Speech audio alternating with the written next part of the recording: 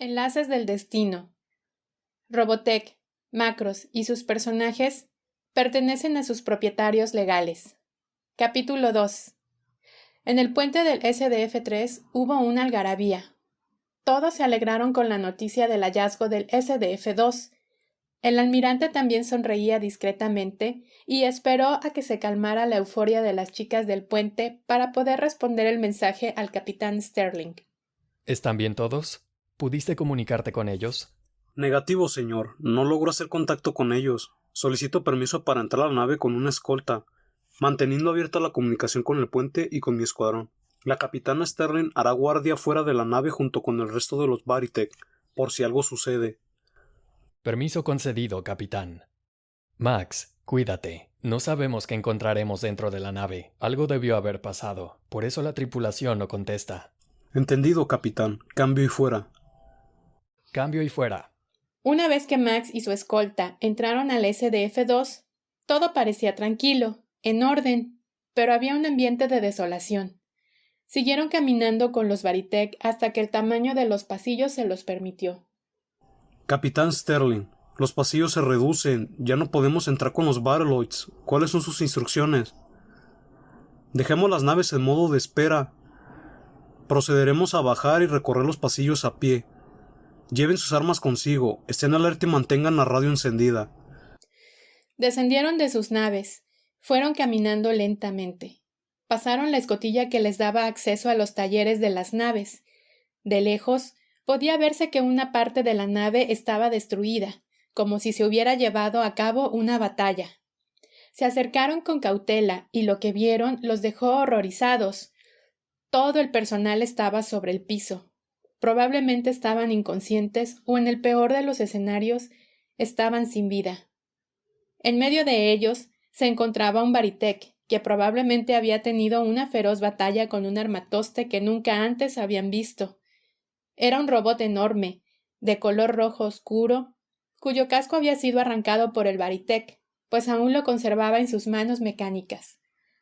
Dentro de ese raro robot había un alienígena de extraña apariencia.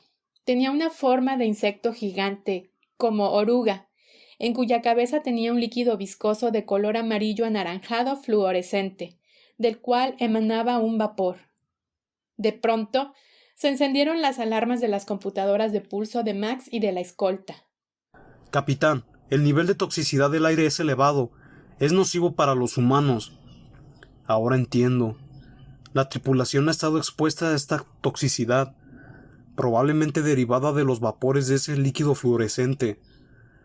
Debemos pedir ayuda inmediatamente. No sabemos cuánto tiempo han estado así. Quizá aún podemos salvarlos. Escuadrón, por ningún motivo se quiten el casco. Verifiquen el nivel de su oxígeno constantemente para que podamos salir sanos y salvos de esto. Max se comunicó inmediatamente con Mirilla y con el SDF-3, explicando la situación. El almirante en el SDF-3 ordenó que fueran escuadrones de rescate. Asimismo, ordenó que prepararan una zona de cuarentena en el hospital militar. ¿Cómo está ella? Aún no localizamos el puente, señor. Dirígete hacia allá enseguida. Los escuadrones de rescate llegarán en cualquier momento. Deja que hagan su deber. Encuéntrala, por favor. Conforme Max y la escolta iban avanzando, se iban encontrando con más y más cuerpos que no sabían si estaban con vida. Sin embargo, no podían detenerse, pues tenían órdenes precisas del almirante de dirigirse al puente de mando de la nave. Una vez ahí, el panorama fue desalentador. Parte de la tripulación yacía en el suelo y otra parte en sus consolas de monitoreo. La silla del capitán de la nave estaba vacía. Lisa no estaba allí. Max siguió caminando en el puente para tener una vista completa de toda el área. Mientras se iba acercando a las consolas del primer oficial y la oficial de armas, alcanzó a divisar una cabellera color claro y una fina figura femenina que estaba sobre el piso, sobre su costado izquierdo, dando la espalda a la mirada de Max. ¡Lisa! ¿La encontraste? ¿Está bien? Max se dirigió hacia donde estaba Lisa, la sostuvo en sus brazos y volteó el cuerpo de ella para poder verla. ¡Dios mío! ¿Qué sucede? Está tan demacrada, sin color, muy delgada. Pero respira. Está viva, almirante. La capitana Hayes está viva. Se iniciaron las labores de rescate.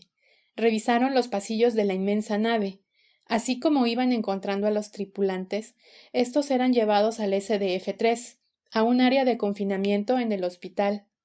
Muchos tenían signos vitales.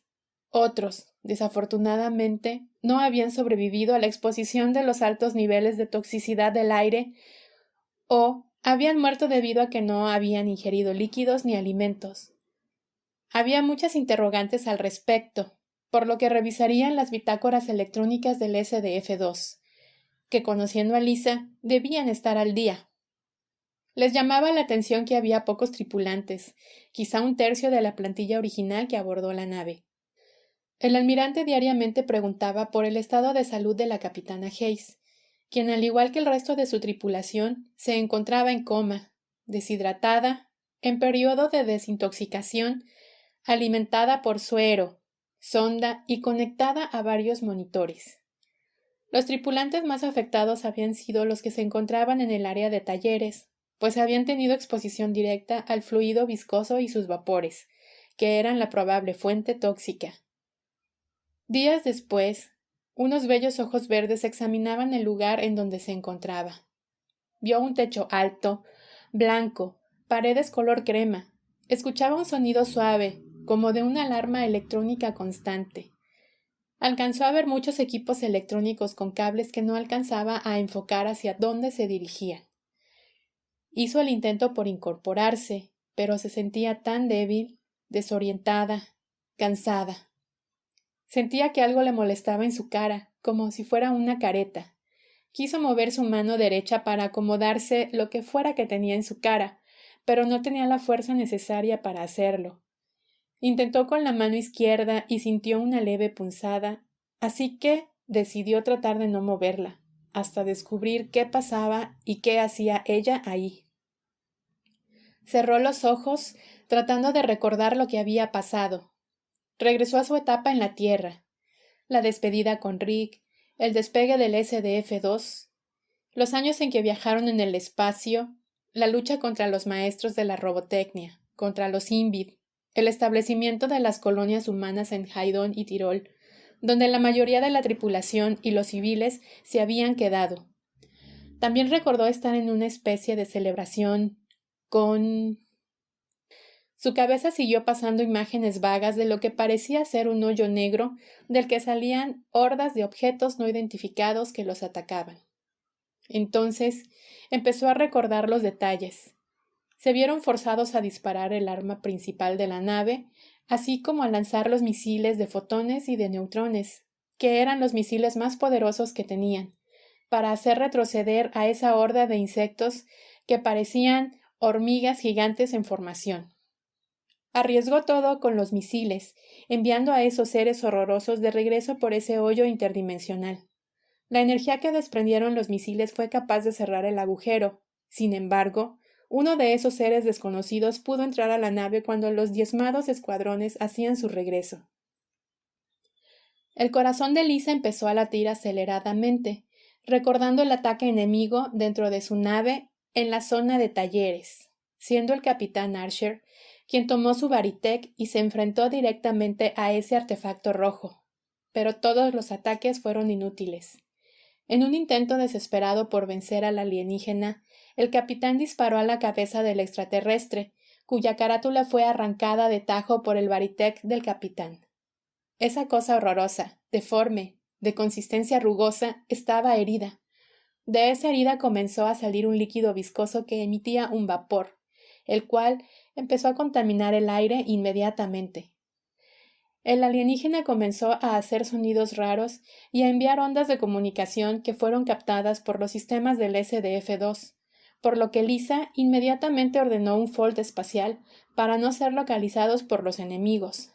Sin embargo, los vapores tóxicos ya habían entrado al sistema de ventilación de la nave e hicieron que toda la tripulación que no tuviera el casco puesto se desmayara o falleciera. En el hospital del SDF-3, las alarmas audibles de los monitores conectados al cuerpo de Lisa empezaron a encenderse debido a que su corazón y su respiración comenzaron a agitarse al recordar esos eventos. Recordó ver caer uno a uno de sus colegas en el puente. Ella trató de cerrar manualmente el sistema de ventilación, pero el esfuerzo fue inútil, porque se desvaneció y de ahí no recordaba más. Los médicos llegaron en ese momento a verla y le explicaron que el SDF-2 había sido rescatado y que ahora, ella y sus tripulantes se encontraban en el SDF-3. Le hicieron análisis de rutina. La capitana estaba un poco desorientada, pero recordaba hechos exactos. Ella preguntó por su tripulación. Le dijeron que ella era la única que había despertado de ese estado de coma y que si requería mayor información, esta sería dicha por la persona al mando del SDF-3, pues el equipo médico solo era responsable de vigilar el estado de salud de la tripulación. El almirante en el SDF-3 fue informado de que la capitana Hayes había despertado, por lo que de inmediato se dirigió al área de la cuarentena. Asimismo, ella fue informada que el responsable de la nave hablaría con ella. Finalmente, el almirante llegó. El personal médico militar se cuadró ante él y lo saludaron militarmente. Lisa no podía creer lo que estaba viendo. No sabía si era ilusión o era realidad. El capitán del SDF-3, o quien ella creía que era el capitán, portaba un impecable uniforme, saco de color azul marino, camisa de cuello alto color rojo, pantalón blanco, la boina característica del capitán de la nave. Sin embargo, tanto las insignias de la boina como las del uniforme denotaban más que el rango de un simple capitán. Eran las mismas insignias que una vez había ocupado el padre de Lisa, el almirante Hayes, y que también había usado el almirante Global.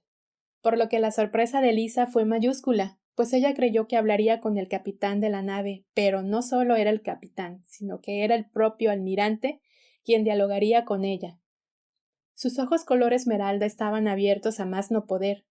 No se imaginaba a quién tenía ella enfrente, ni mucho menos, en sus más remotos pensamientos, se imaginó volver a ver esa figura tan conocida para ella. Debajo de esa boina de almirante se encontraba un cabello negro, algo alborotado, que cubría unos ojos azules que comenzaban a cristalizarse. El color esmeralda se encontró con el color azul océano. Ambas miradas parecían decirse todo.